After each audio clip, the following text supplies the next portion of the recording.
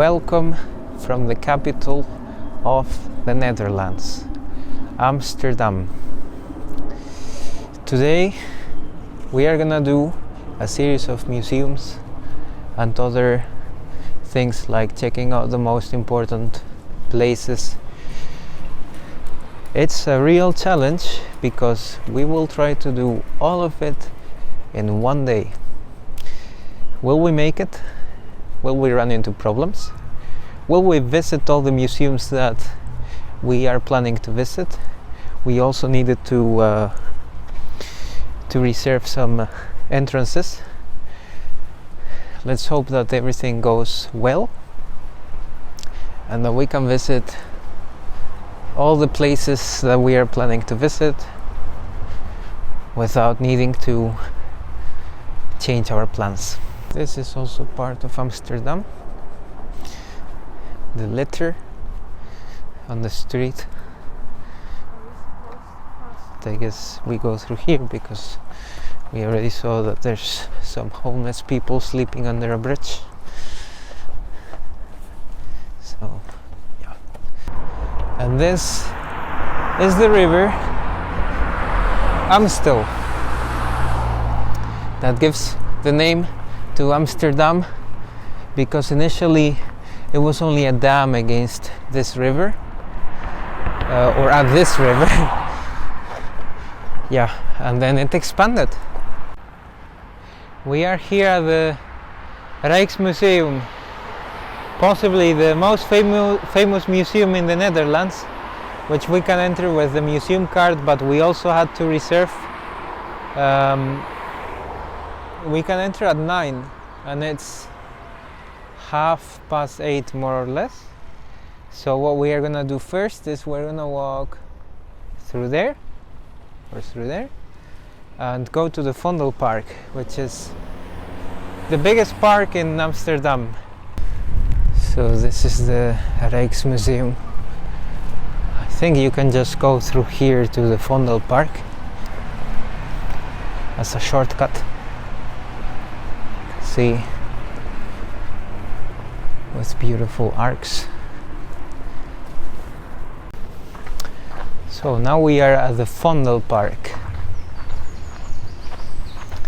You can see it's like a green spot in Amsterdam.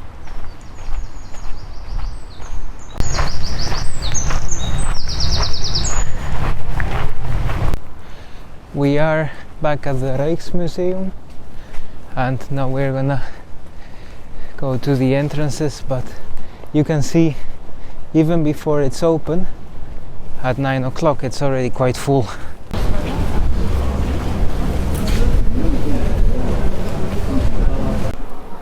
So we are at the Rijksmuseum, inside of it. Definitely not such a nice experience as with other more rural places. For example, I had to leave the selfie stick, like the tripod that we used to film, and also the bags. They do not let you come in with your bags and your tripods. You need to leave it at a baggage store where you can pick them up later. So I think we are going straight to the Nachtwacht, which is a famous painting from Rembrandt. Yes. Yeah. So this looks amazing, as you can see.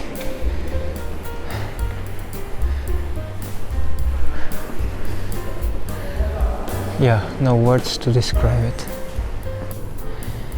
This is very different from the paintings that we used to see in Arnhem at the Modern Art Museum. No, that was Maastricht. Yeah. These are all classical paintings from Van Dyck, which is another very famous Dutch artist from the Golden Age. And this is from Frans Hals. And in this room you can also see the Nachtwacht. You might also know this painting from seeing it. It's from Johannes Vermeer, The Milkmaid. You can see it has a special composition of light and color, and it looks very realistic because of the different tones. It's a pity that we do not have time to go to the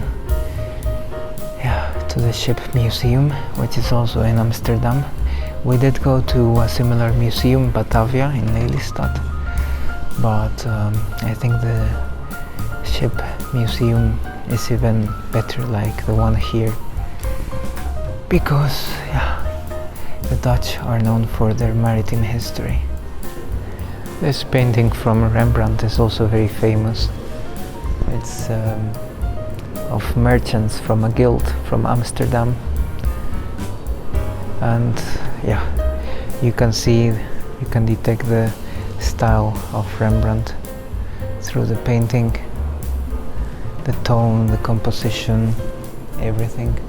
I'm not an expert in art, but if there's someone here watching who's an expert, you can explain to us why these paintings have a unique kind of vibe that yes, it must be Rembrandt. And this is the night watch, unfortunately with a reflection from the glass, but you can see it's a unique painting that is very big. All those details and the play with the light is just amazing. It makes it very, very impressive. And this is a copy of the Nachtwacht, where you can see the details a bit better. Also from Rembrandt, in a time where black people were still slaves. You can see here the flag of Amsterdam as well, so this ship was from Amsterdam. Why does Amsterdam have a flag with 3 crosses? People think it's because of sex, but it's not. It's because they are the 3 Christian crosses from a saint. To be precise, it's from Saint Andrew, and it has nothing to do with Amsterdam being a sex city, so no. But you also see more paintings here, so it's full of paintings from important artists. This museum, we got in with our Museumkaart from the Netherlands. You need to live in the Netherlands or have an address in the Netherlands to be able to order it. But if you want the single ticket entrance, it would be like 1750, maybe more in the future with inflation. But if you want to visit this place, then that's what it costs. It has 3 floors. We are in the 2nd floor because we do not have much time, so we have just come to see the night watch and a couple more things, and then in a couple of minutes we already need to go to the next museum because this is a challenge to see Amsterdam in one day, so pretty complicated. So unfortunately we already have to go pick up the bags because otherwise we do not have time to see the other museums. But I think that was the most important part of the museum. I hope we didn't miss anything. So that was the Rijksmuseum. Unfortunately we saw too late that we missed some paintings by Van Gogh and other important artists, but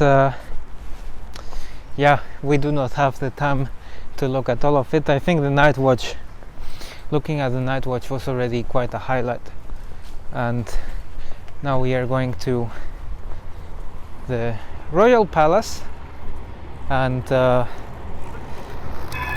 new church. So this is the most Amsterdamse picture that you can get.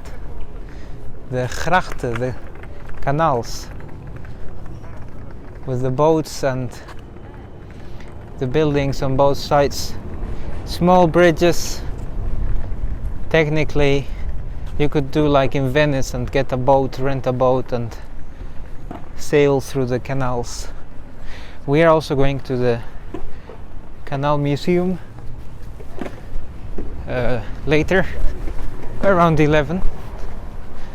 But for now, the Royal Palace and the new church. So we are at the Dam Square, which is where the dam was standing, the dam for Amsterdam, keeping away all the water. And this is the Royal Palace, where we're gonna go inside with the Museumkaart. Somewhere over here, yeah, that's the new church. We also go inside that place, and then you can see more than that. Well, you have the city, like the Bijenkorf is a kind of posh shopping mall, and Madame Tussauds, you might know from London or other places, a wax museum. So we're just gonna go to the Royal Palace. You can see this is really a royal palace.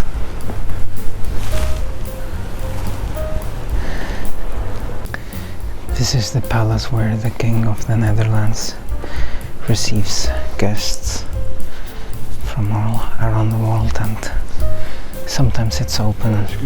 Yep. Yeah, so apparently you are not supposed to film inside here. Not sure why, also they didn't tell me anything at the reception. Is it just for the big hall or also for the rooms? I guess I could try filming inside the room? This is where the throne is. I hope no one notices me.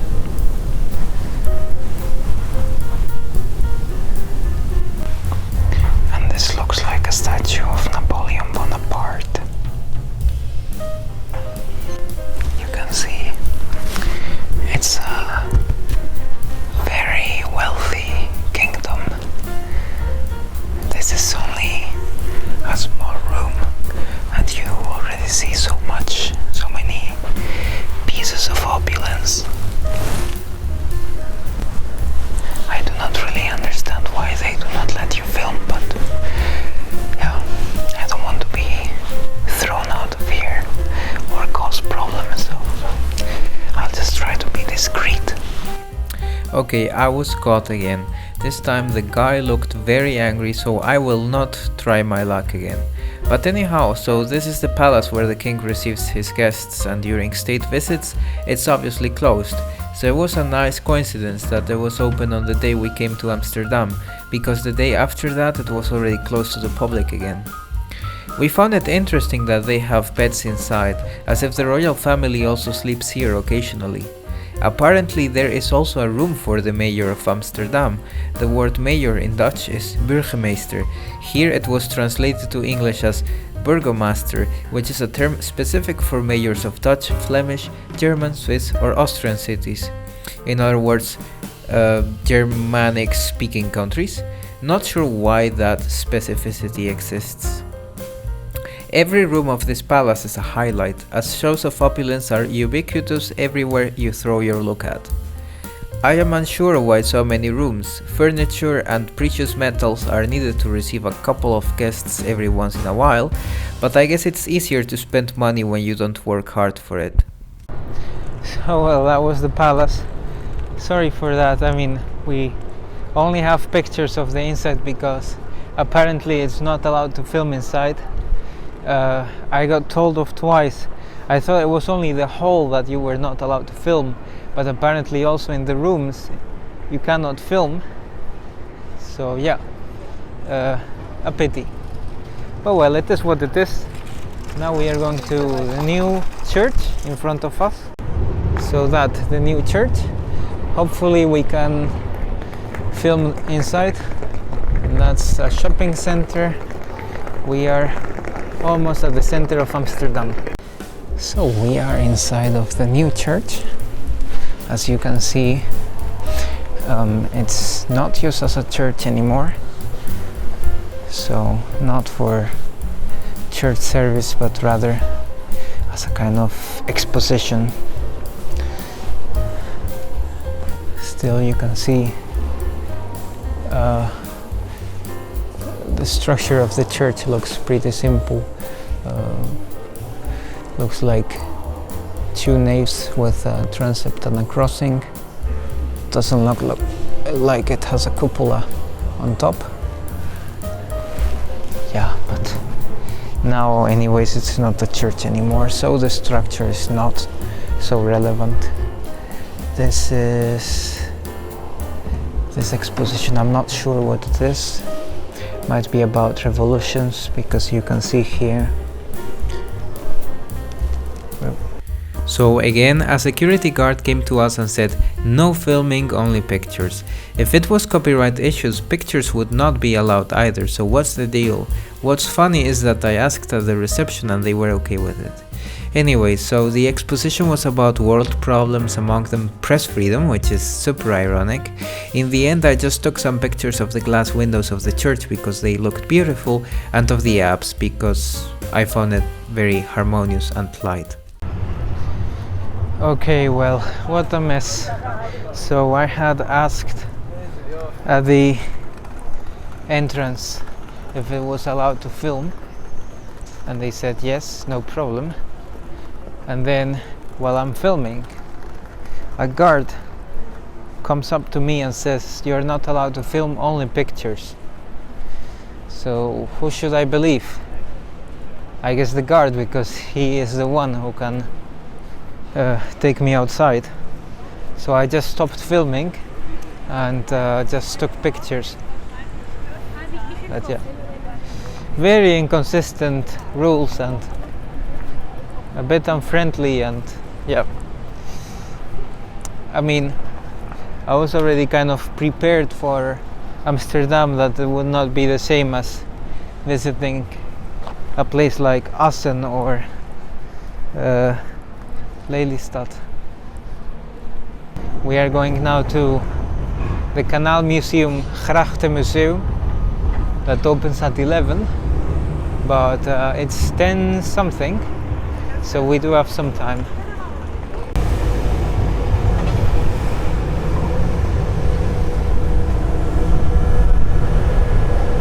Amsterdam is quite chaotic, I've noticed. People were, like, some policemen were telling us, yeah, don't cross, the tram is coming, and there's like a construction site.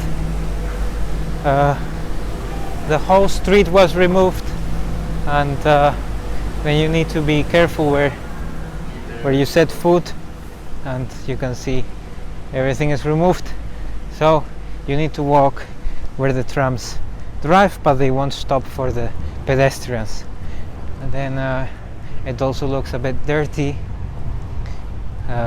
This is definitely a different image of the Netherlands, more chaotic and more, yeah, less rural for sure.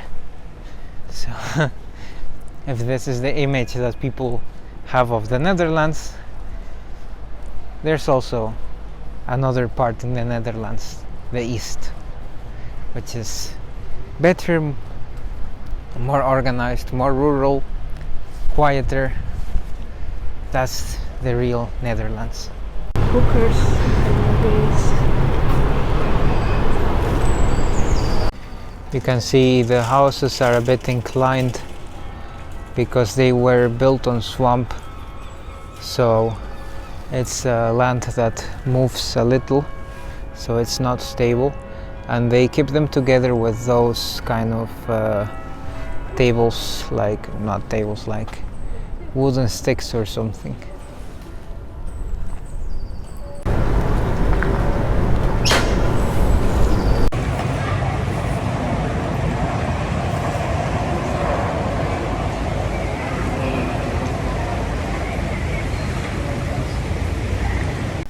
So we are at the Museum, Museum of the Canals.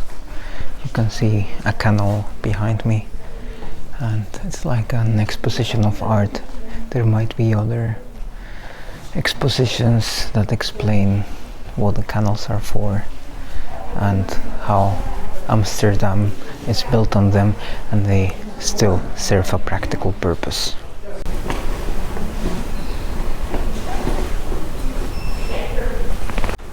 So this museum's experience was basically listening to an audio guide explaining to us how Amsterdam is built on canals and the importance those canals have had over the centuries to keep the city clean and safe from floods.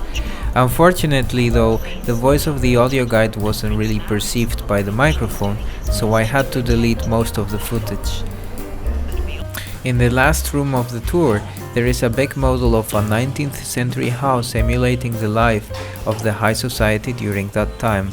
It was interesting to look at how life was in the past and how rich Amsterdam was.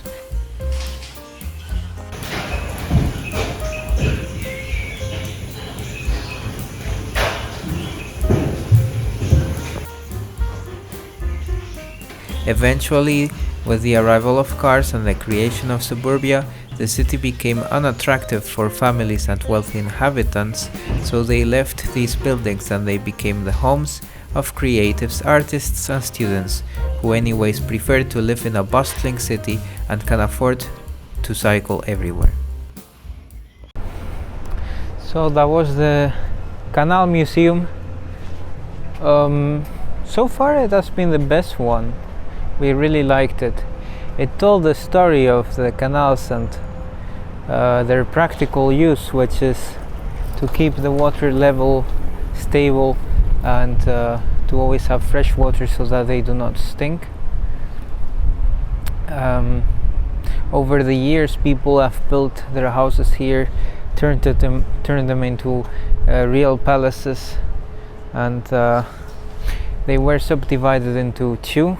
So there was an area for the poor people, and there was an area for the middle class and higher class people. And there was a crisis in between in the 17th century, but then in 1700 they started decorating the houses very well again and really paying attention to how they look. And then during World War II, 3/4 of the Jewish population were eliminated, and it took them a while to kind of revive the city, the spirit of the city and the canals, but it succeeded in the end. And now it is a place where mostly artistic people and students live, because it's a bit hard if you are a normal person who owns a car to drive through these narrow streets all the time for any single thing. So now we are going to the Amsterdam Museum, and after that the House of Rembrandt, and hopefully in between we have some time to eat our homemade meals, our homemade lunch. So this is the so-called flower market, where they used to sell flowers. They still sell flowers now to tourists, in the past I guess to other merchants.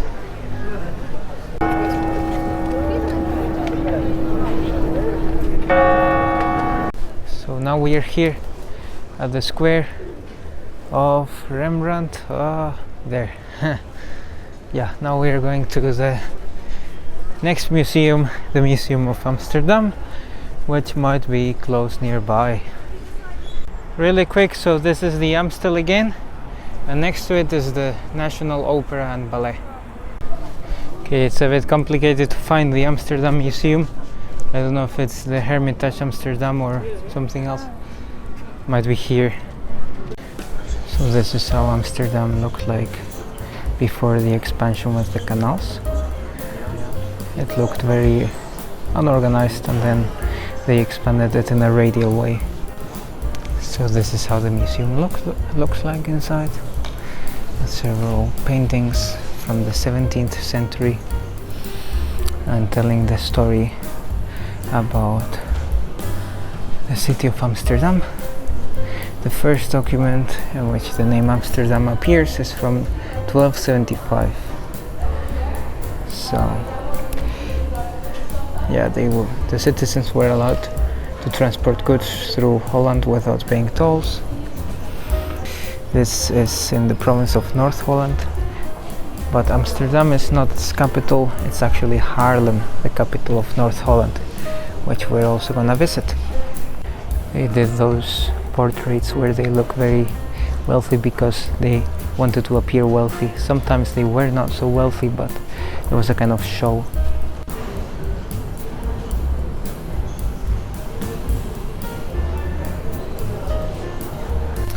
These are artifacts from the past, from the 19th century, well preserved, yeah. So for example, also this booklet from Willett Holthausen, which was one very wealthy merchant or very wealthy man who also has a house museum nearby, but we do not have time for that today. Arguably one of the most important football clubs in the Netherlands, Ajax Amsterdam. So that was the Amsterdam Museum. Now we are gonna eat lunch because we have like half an hour until we need to go, or until we need to enter the next museum. So we have less than half an hour to eat lunch. Yeah. But the Amsterdam Museum, it's quite handy that it was smaller. Yeah. So then after lunch we will go to the house of Rembrandt, which was a Dutch painter, very famous Dutch painter, together with Van Gogh and Van Dyck. Yeah, and after that I think Oude Kerk, Nemo Museum and Joods Museum.